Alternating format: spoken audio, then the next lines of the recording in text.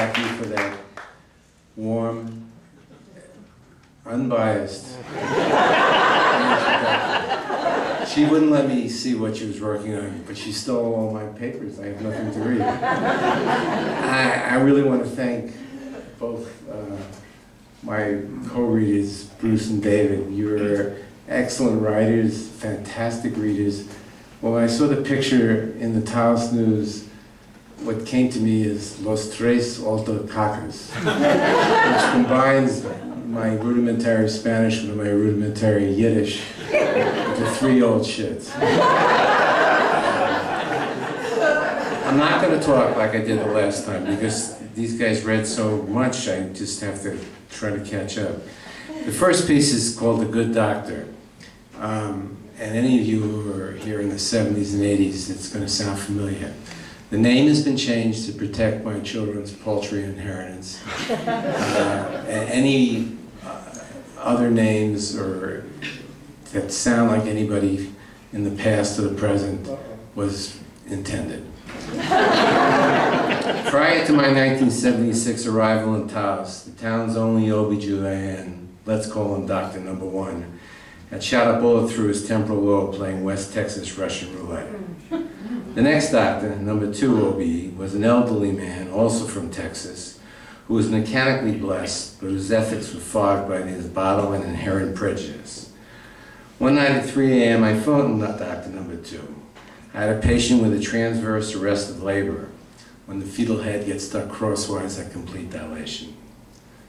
Anxiously, I awaited his help and years of experience. When he finally entered the room, he took one look at the counterculture couple, the father with the scraggly beard and puppy dog eyes, and his gravid girlfriend with the ponytail and sweaty cheeks, and blurted out, "Fucking hippies, you know how to make babies, but you can't push them out." This announcement was made before his ethanol level fell below the legal intoxication limit. Following this OB-GYN came Doctor Number 3, another OB who was also a registered arms dealer. He didn't stay long in Taos.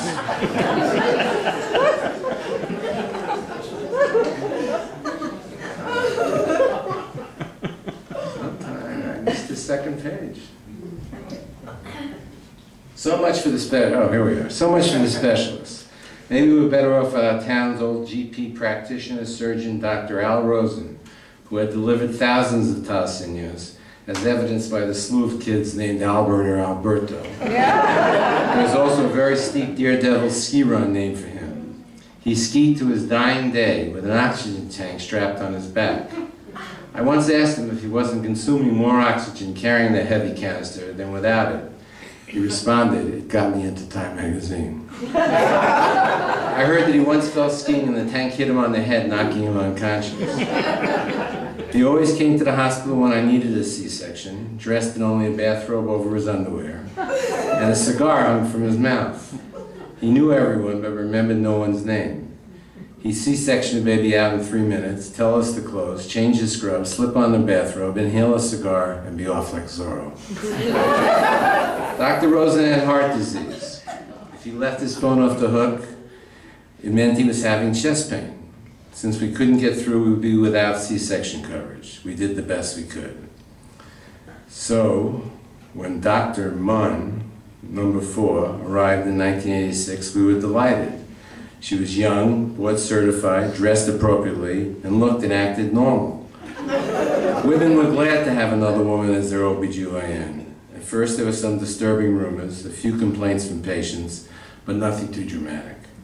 We were so happy to have this knowledgeable, energetic doctor that we didn't pay attention, but rumors persisted. At Holy Cross Hospital we were concerned. Dr. Munn had been sending her pap smears to an outside lab. Our hospital's pathology reports indicated normal organs from a fair amount of her surgeries.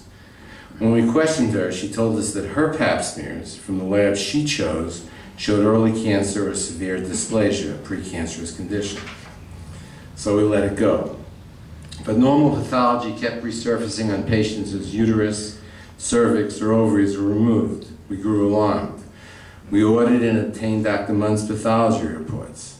They proved she was doing unnecessary surgeries. She lied. She was putting Taos women at risk for no medical reason. So what reason was there? I don't remember how the Attorney General's office in Santa Fe got involved, but they entered the case. This breach of ethics in practice wasn't a civil malpractice, but a criminal act. Malpractice is a judgment error. A man comes in with chest pain, the doctor on duty thinks it's muscular, sends him out, and he drops dead. A criminal action is an intended act of harm. Mr. Singh of the Attorney General office phoned me. I was glad to get the call. I wanted this in the open. Singh told me that the AG's office was bringing a number of charges against the good doctor, but he only wanted me as a witness to one particular case. He asked me to review the chart of a lady, 47-year-old patient of mine. She had menorrhagia, heavy pathological periods to the point of profound anemia.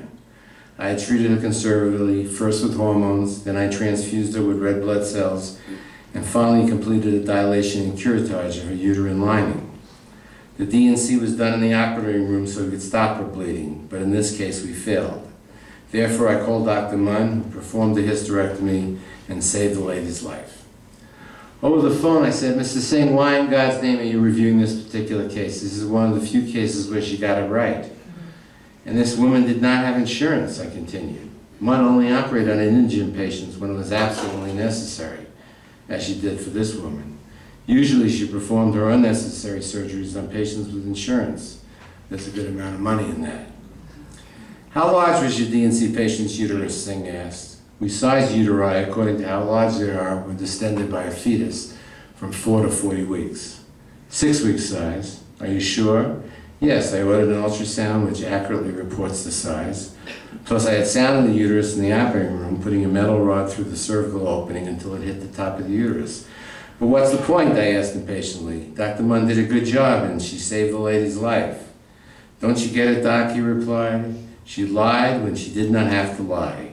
She said the uterus was 18 weeks in size. She's a sociopath and pathological liar, and her attorneys want a plea bargain for her to go back and do another year of residency.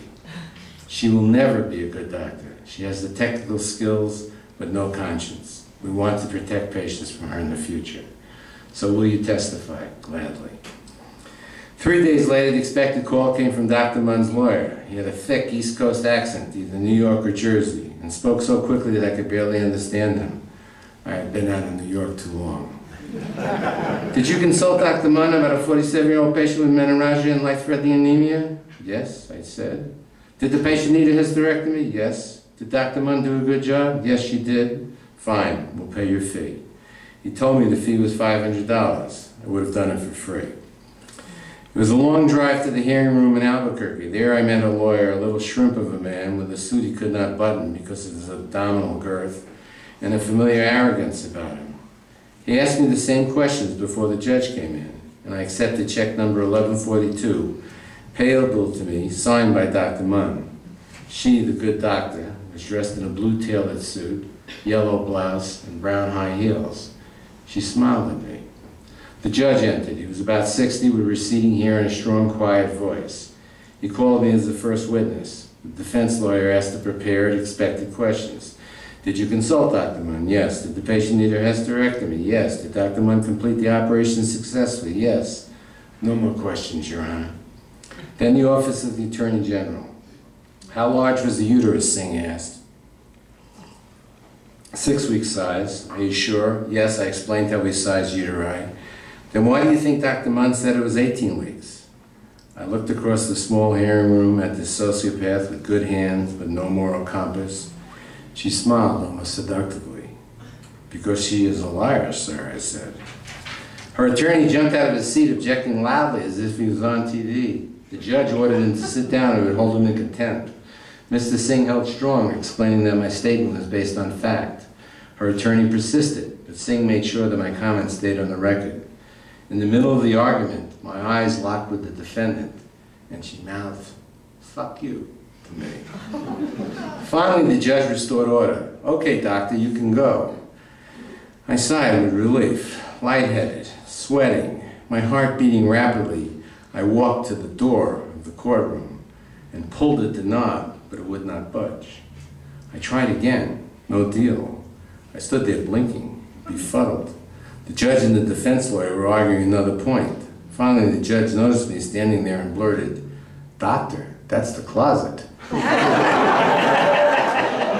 Like Inspector Clouseau, I felt like saying, the closet, of course, the closet. Instead, I walked to the exit door, drove straight to her bank, and cashed the good doctor's check. Epilogue. The outcome of the court was Dr. Munn was told to do another year of residency. She's now making probably $300,000 to $400,000 a year, taking out uterine in nearby state. And epilogue number 2, and this is all true, but this is so unbelievable that you have to believe it's true. Recently, 26 years after my last meeting with the good doctor, I received a call from her new attorney. Dr. Munn was being sued. The lawyer heard I testified in the past. Obviously, the good doctor had lost her memory as well as her ethics, since the lawyer was asking me to testify on her behalf. I told him the whole story and he thanked me. Your services will not be needed.